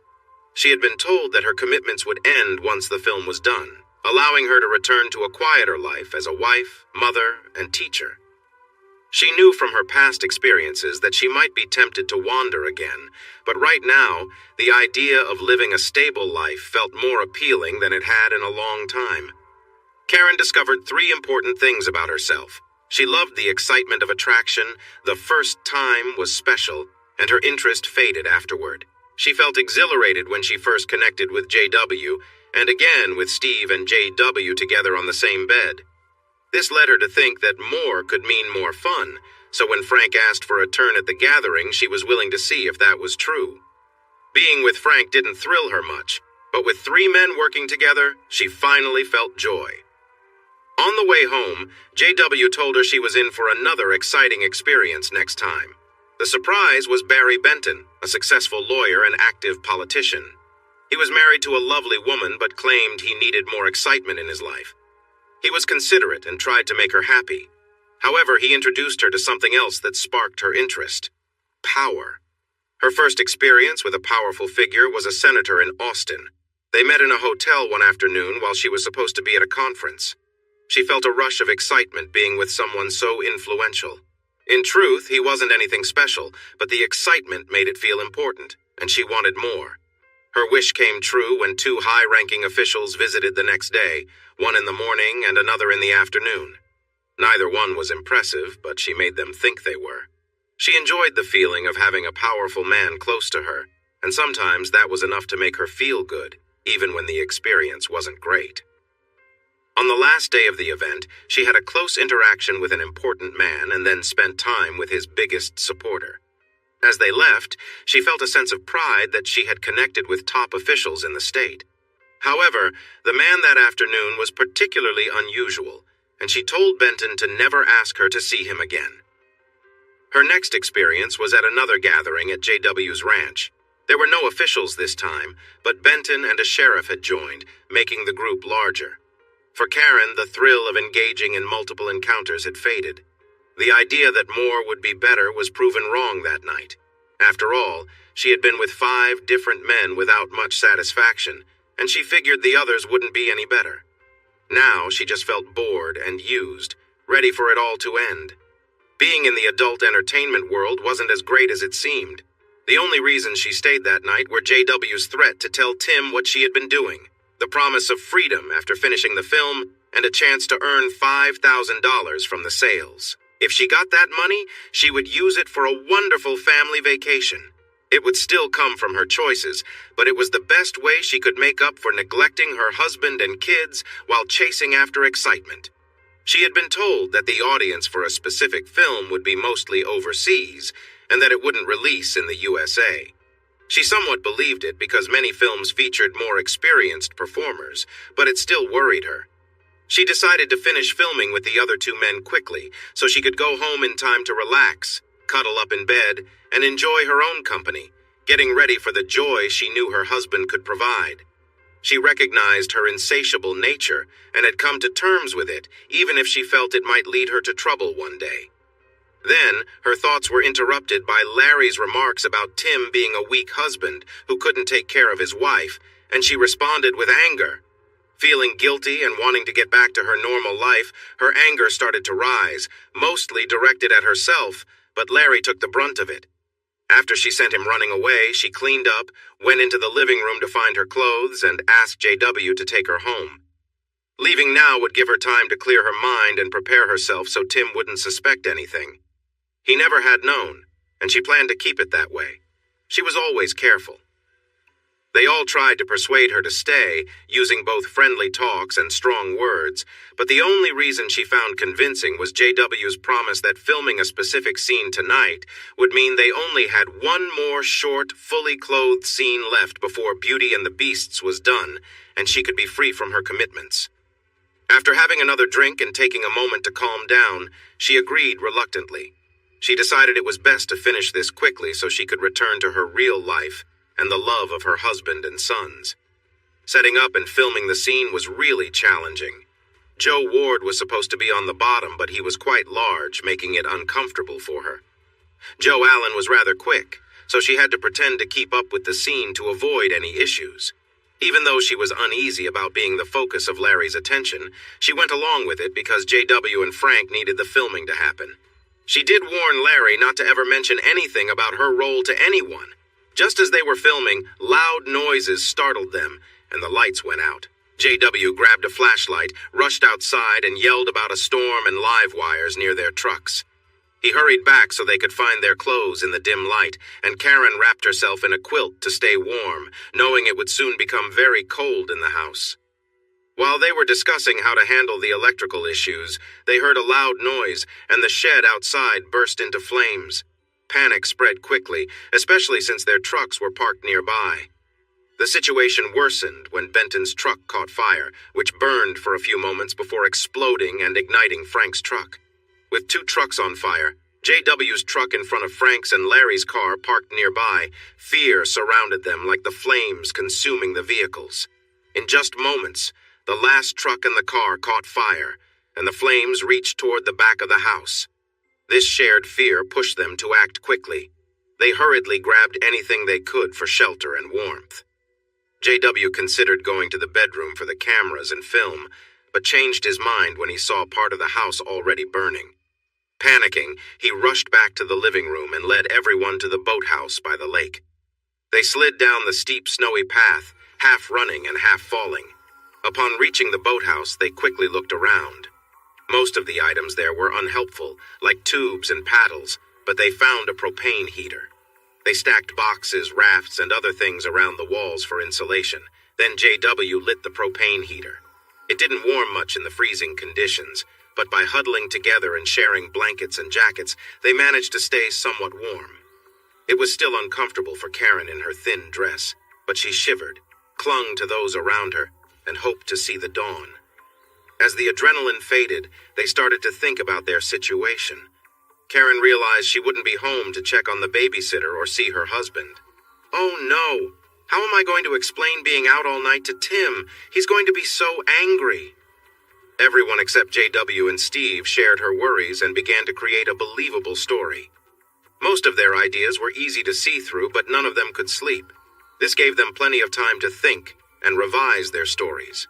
Finally, just before dawn, they came up with one story that Benton believed would hold up, at least against a furious spouse. Since he had agreed to be their attorney and was familiar with their situations, he needed to be pleased with the plan. They questioned each other, practiced and rehearsed until it felt like their story. Karen knew it had many gaps and was not a strong cover at all, but it was the best they could come up with.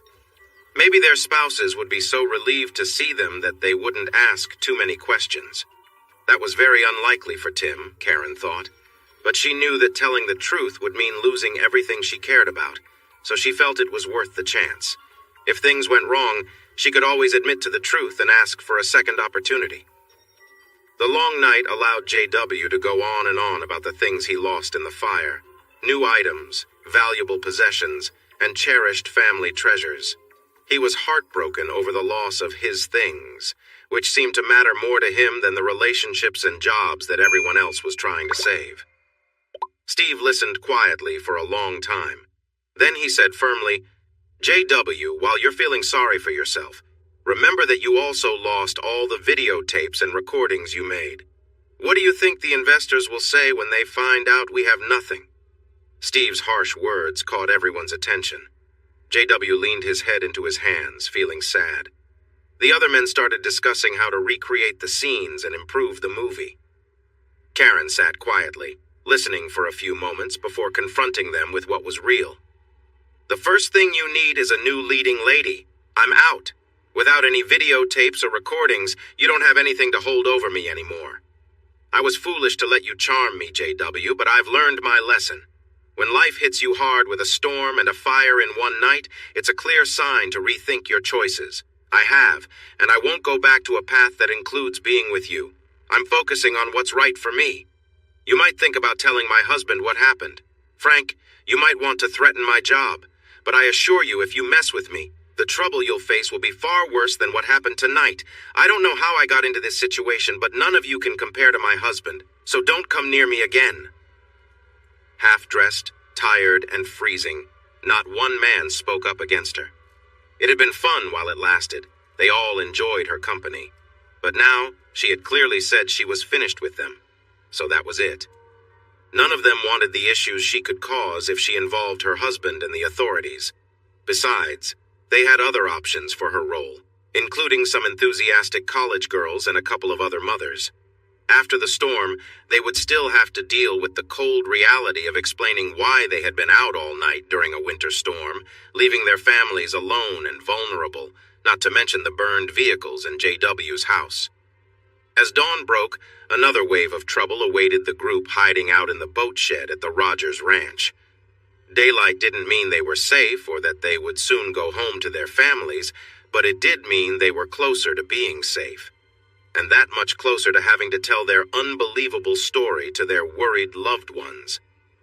On a late Saturday afternoon, an Army helicopter from Fort Hood was searching for people trapped in vehicles when it spotted a burned house and shed, along with some people waving near the lake.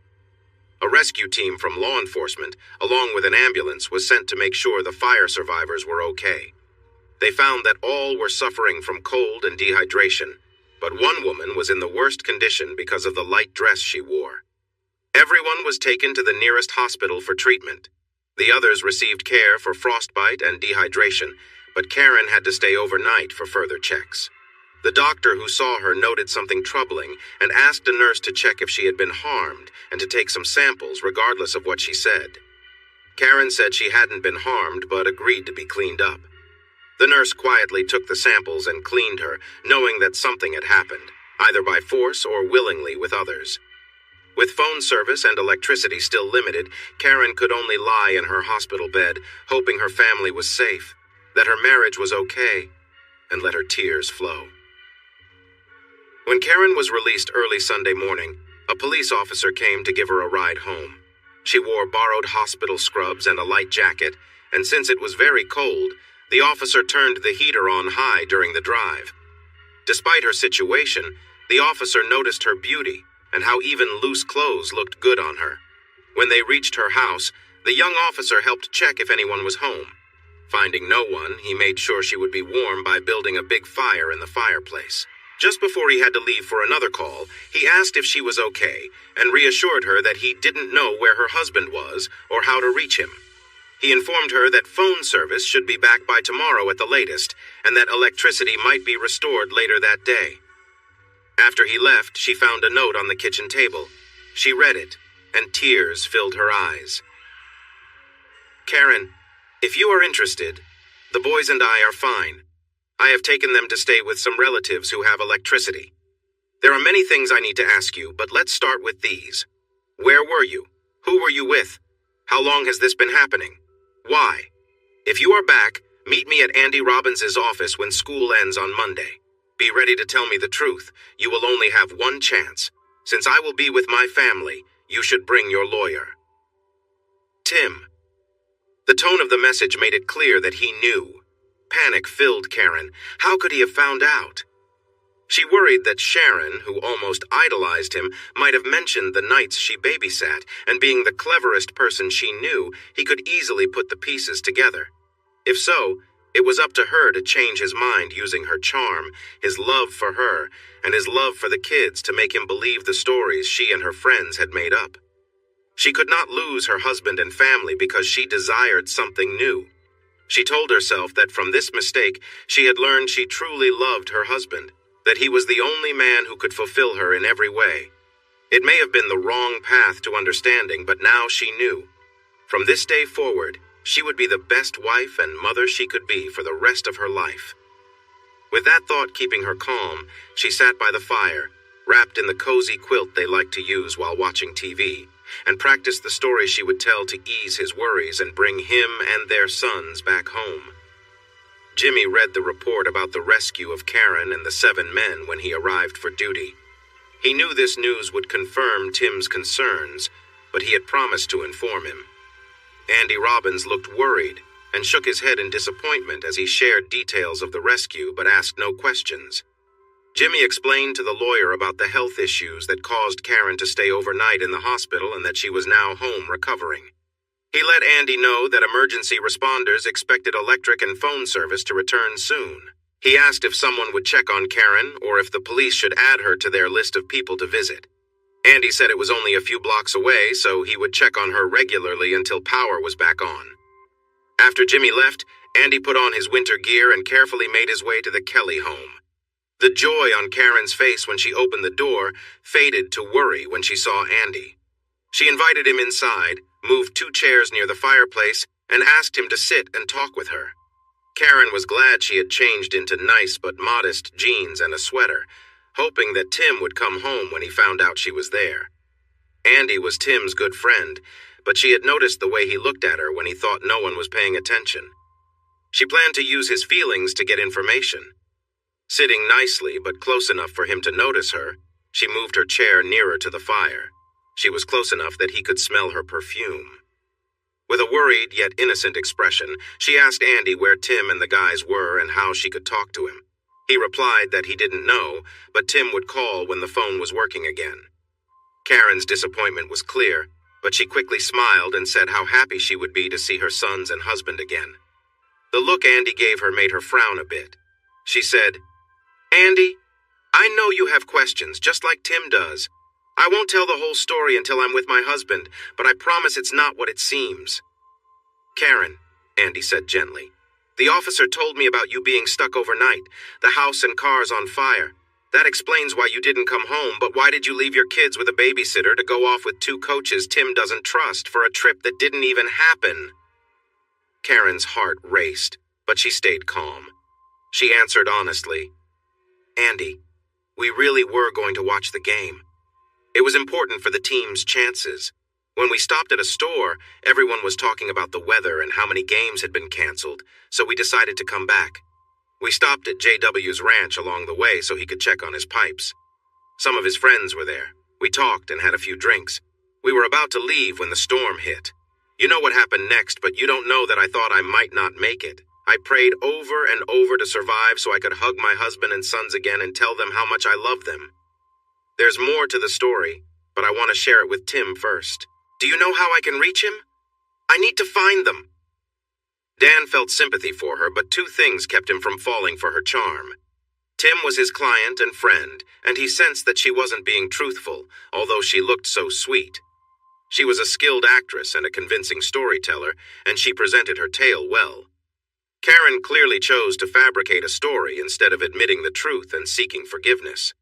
Tim had witnessed the events, and his refusal to believe any more lies would be a problem for her if she persisted. He warned her, "Karen, that's a believable story, but I must remind you that any chance of making up with Tim relies on you telling him the truth, completely and honestly. I don't know how much he understands or how much he thinks, but your version does not match what he believes happened, and Tim is not easily fooled." Karen felt worried by Andy's warning, but she remained outwardly confident that everyone would forgive her once they knew her version of the truth. Andy, I'm not sure what Tim believes happened, but we know he has a quick temper and can jump to conclusions when he's upset. I'm certain that when he hears the truth, everything will be okay. Andy looked at her with pity. He got up and said he would check in on her in a few hours to see how she was doing. After receiving a kiss on his cheek and a whispered, "Thank you for being our friend," he left. As he drove home, Karen's scent and the touch of her lips lingered warmly on his cheek. After Andy left, Karen changed her clothes and walked through the chilly house, wearing a heavy coat over her sweatpants. Some of the boys' toys and winter clothes were missing. Tim had taken his toiletries and some of his school clothes, indicating he might come back since nothing else was gone. Returning to the warm living room, she added 2 more logs to the fire and lay down on the couch. She felt completely drained from the events of Friday night, not having slept well and worrying all day. There had been excitement in finally being rescued on Saturday and returning home today. She wrapped herself in quilts, enjoying the cozy comfort of her home, which was still lovely despite lacking electricity. Someone had filled several pitchers and 2 large jugs with water, allowing her to drink freely and even flush the toilet when needed. She appreciated the little things, thinking how nice they were. As she relaxed, she drifted off to sleep. Her first dream took a dark turn, waking her in distress. It began happily. She was sitting at a table with her husband and 5 other men. The men took turns bringing her drinks and enjoying light-hearted moments with her. While dancing, they found ways to brush against her, which felt uncomfortable and unsettling. The woman felt conflicted, enjoying the attention but deeply worried about how Tim was handling the situation. She asked him why he wasn't stepping in, and he responded that it was her life and her choices, which made her frustrated. Wanting to provoke a reaction, she began acting more boldly with the others. Eventually, one of the men led her back to the table, but instead of sitting her down, he lifted her onto the surface. He stood close to her, wrapped his arms around her, and kissed her passionately. Her husband watched the scene but did nothing since she wasn't resisting. As the man became more forward, a tense atmosphere built around them. Despite the situation escalating, her husband chose to leave rather than intervene. The event took a toll on her, and when she was alone, she felt a deep sense of confusion and fear. She woke up drenched in sweat, shaking, and overwhelmed with sorrow. She cried until the terrifying images in her mind started to fade. She realized it was just a bad dream, but she worried that if Tim knew what she had done, he would look at her the same way he did in her dream. He would turn away and leave her behind, just like in her nightmare. After she cried for a while, she gently fell back asleep and managed to avoid any more bad dreams. A soft afternoon light filled the room when she woke up an hour later to a knock at the door. Still feeling sleepy and a bit mixed up, she hurried to the door.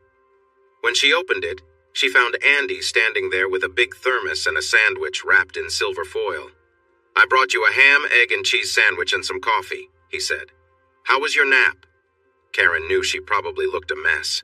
She hadn't even brushed her hair before answering the door and had slept in her clothes.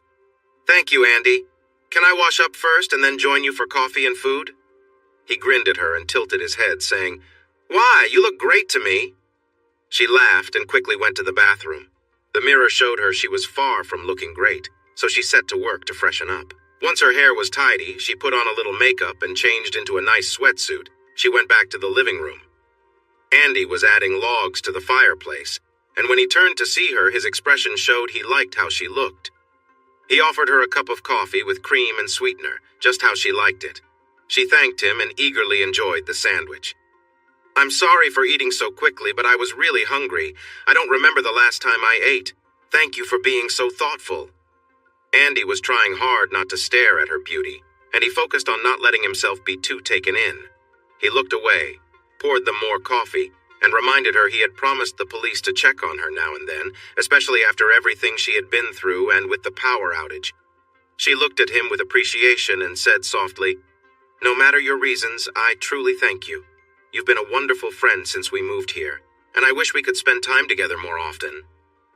Being divorced and without kids makes it hard for me to feel like part of the group. You all didn't push me away. I stepped back. I've been busy searching for my wife and kids and wondering what I might have done wrong. I haven't been the best company lately, and I didn't want to bring my troubles around you all. Don't feel bad about me not joining in more. It was my choice that led to my absence, not anyone else's. Karen realized that her decisions might lead to her being left out. She needed to convince Tim and Andy that her missing Friday night was just a matter of bad luck and that nothing wrong had happened. She worried that their sharp minds would see through her story, which she had created under pressure with the less thoughtful guys at the boathouse. She thought it would help to have an ally when she faced them, and she remembered that Andy had always shown interest in her. Maybe, just maybe, she could win him over. "Andy," she said gently, "it's getting warm in here with the big fire and the sun shining through. This fleece is a bit too much. Do you mind if I change into something more comfortable?" He said it was fine, so she quickly went down the hall to her closet. She wanted to look nice, but not obvious. What should she wear? She decided on a comfortable outfit. No bra, red underwear, a hoodie, and loose shorts. The white pullover would show off her figure nicely, and when she sat, the shorts fit well, highlighting her slender legs. After checking her reflection and darkening her lipstick a bit, she felt she had found the right balance. Attractive, but not too much. When she returned, Andy was by the sliding glass doors, looking outside at the melting snow. His expression showed he agreed with her look. She moved an old love seat closer to the fire, sat down, and invited him to join her, which he did. She angled her legs toward him, her knee just brushing against his. She began talking excitedly about how much stronger the winter storm had been than expected and how it caught many people off guard. Andy seemed a bit unsure about their closeness and the direction of the conversation, so she changed subjects and asked when the basketball team would play their postponed game. Andy explained that they wouldn't be playing because the top team had already played and won, so there were no playoff stakes, and it would be tough to find referees for a sudden game. "Oh, I really wanted to see them play again. His team has improved so much this year. They really give their all, and he coaches them wonderfully. Everyone loves him, you know? He's been named Teacher of the 6 weeks several times and even Teacher of the Year in our first year here," she said proudly. In her excitement, Karen innocently moved her knee closer to Andy's leg and placed her hand on his arm as she continued praising her husband. Andy looked a bit uncomfortable but didn't pull away. "Now, Andy, let's talk about you. How are you doing? I know you're trying to move on from the divorce and focus on getting your kids back, but I sense there's still sadness in you, Andy." "Are you really okay?" Karen asked gently, placing a comforting hand on his leg, letting it rest there. Andy didn't move her hand away. With a heavy sigh and sorrow in his eyes, Andy replied, "I'm managing as best as I can, Karen. Catching them in the act hurt deeply, and the divorce was rough. Losing my kids was the hardest part. If I could go back, I'd do things differently. Maybe I could have stopped it, or at least given it a real chance. But I didn't, and I regret not letting her explain. Now I find myself lost, focused only on trying to find my ex-wife and kids, with nothing else really mattering in my life." Karen, feeling his pain, placed her hand gently on his arm and rested her head on his shoulder. "Oh, Andy, I'm so sorry," she whispered softly, squeezing his hand to offer comfort. The two sat in a moment of quiet understanding. Andy felt her warmth and closeness, but his mind remained weighed down by his past and the mistakes he believed he made. Karen looked at him, her eyes filled with sympathy, silently offering him comfort through her presence. He leaned in and kissed her gently, finding a small moment of peace in her support. Karen returned the kiss softly, wanting to help ease the pain she could sense in him. It was a tender, quiet moment, full of unspoken emotions. They sat there together, quietly sharing a simple connection in the midst of Andy's sorrow. Karen and Andy sat together, enjoying each other's company when they found themselves sharing an intimate moment. As their feelings deepened, Karen flirted playfully, and they shared a few tender kisses. Andy, however, soon realized that things were getting a little too intense. Feeling the need to step back, he gently pulled away, saying he had to leave. Karen, trying to keep things lighthearted, gave him a friendly smile and playfully asked him to stay a little longer. But Andy, feeling conflicted, insisted it was time to go and quickly made his way out the door. Left alone, Karen sighed and composed herself, returning to her daily routine. She took a moment to relax in the quiet room, gathering her thoughts. After a while, she got up and went about her day, leaving the encounter behind her as just another fleeting moment. The scene passed quietly, and Karen moved on with a sense of peace. The brief encounter was now just a memory, and she was ready to focus on what came next in her life. She lay on the couch, deep in thought about her relationship with Tim. She wished they could have fun like they used to, but lately, things had changed. It felt like their roles had reversed. In the beginning, Tim was the adventurous one, always full of energy and ideas. He had experienced so much before they met, while she was still figuring things out. Now, she was eager to explore and connect more deeply, but he seemed hesitant. As she remembered their early days, a smile touched her lips. There was something special about how Tim had broken down her walls. She had planned to take things slow, but each time he held her, all her plans melted away. His presence made her feel safe, and she couldn't help but be drawn to him. On their third date, things moved forward in a way that surprised her. They shared moments of closeness, and despite her nerves, she found herself trusting him more with each touch. By their fourth date, they were growing closer, and she began to let go of the reservations that had once held her back. On their fifth date, Tim invited her for a weekend getaway. They had dinner, danced, and shared soft moments together. It felt natural, like they were building something special. When they finally went up to the room, Tim was gentle, making her feel cared for. His touch was soft, and every moment with him made her feel more connected. He seemed to know her in ways she didn't even know herself, and for the first time, she realized how much she had been holding back. It was a moment of clarity for her, understanding that it wasn't about rushing, but about truly being present with someone she trusted. Looking back, she realized how much she had grown since then, and how much more she wanted to share with Tim. She longed for them to rediscover the connection they once had, hoping they could move forward together. She had always believed in saving herself for marriage, but after her wedding night, she found herself questioning that choice. Instead of pride, she felt a strange regret for not having explored relationships more in the past. The happiness and excitement she felt with her husband were beyond anything she had ever imagined, and she found herself constantly drawn to him. The guilt from her upbringing and the pressure to wait until marriage faded as her experiences with him grew. Even moments of doubt couldn't stop her from looking forward to their time together. As the relationship progressed, she sometimes wondered about the other men who had once shown interest in her, but she knew deep down that she and Tim were meant to be. They soon got engaged, married, and had 2 children. During her pregnancies, her emotions were all over the place, and her desire to be close to Tim grew stronger, though the physical changes eventually made it difficult for her.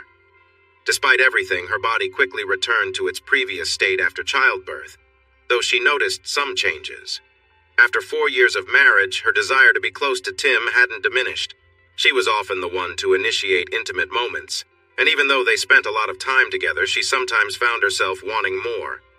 Unfortunately, these feelings led her to consider new experiences with others. She caught herself thinking about how different it would be with someone else.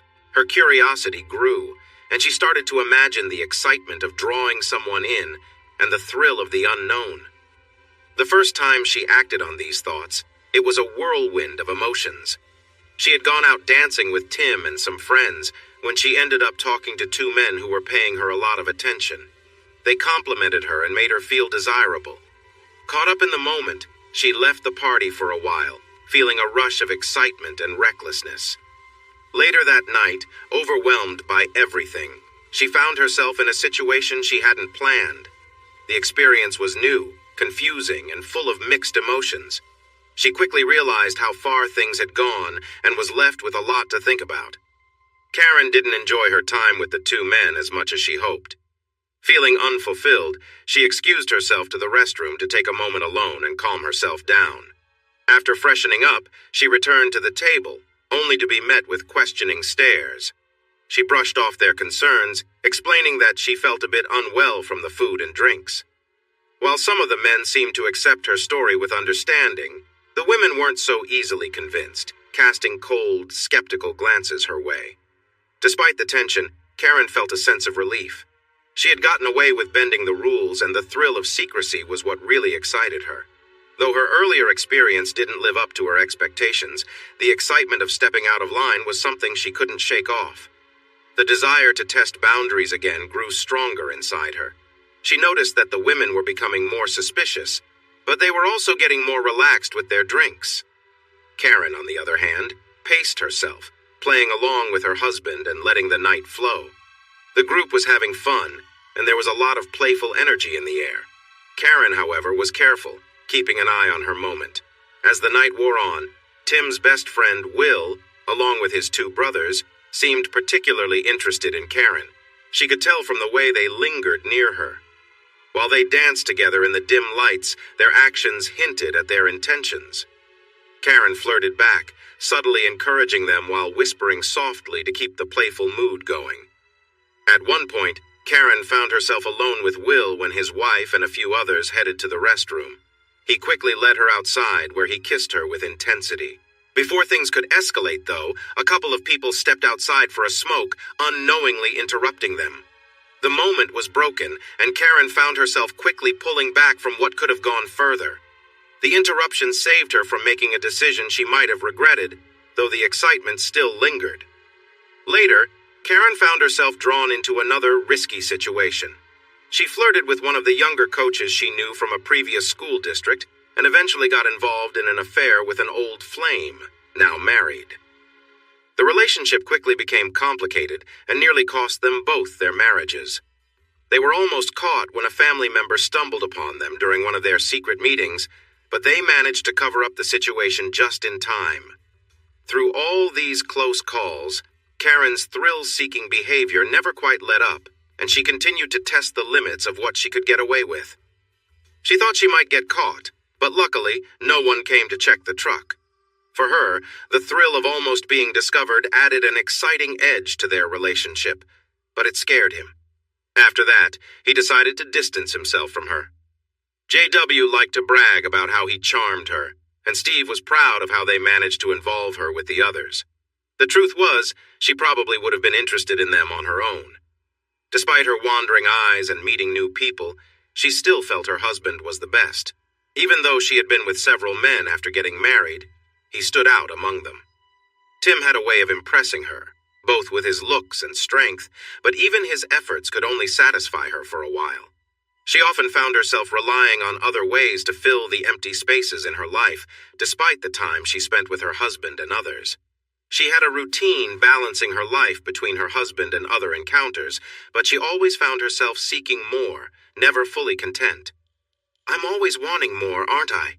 she whispered to herself as she tried to calm the restless feelings she had inside. Thanks for watching this video.